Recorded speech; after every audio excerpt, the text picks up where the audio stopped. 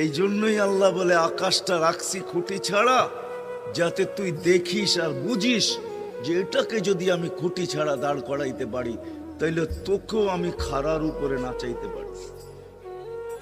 তোর বাবা দরকার ছিল বিশাল সূর্যটাকে যদি আমি মহাশূন্যের ভিতরে রাইখা যদি আমি এটাকে ঘন্টায় 6 লক্ষ কিলোমিটার বেগে যদি দৌড়াইতে পারি, যেটা তোদের দুনিয়ার থেকে 13 লক্ষ গুণ বড়, আমি আল্লাহ যদি এটা পারি, তাহলে তোর মতো 3.5 একটা মানুষ, 6 ফিট 6.5 ফিটের একটা মানুষকেও আমি বাধ্য করতে পারি। আল্লাহ বাধ্য করার হাজারো নিদর্শন আমাদের সামনে দিয়া দিছেন, কিন্তু আল্লাহ বলে তোকে আমি বাধ্য করব না, তোকে বুঝাবো। বিদায় আল্লাহ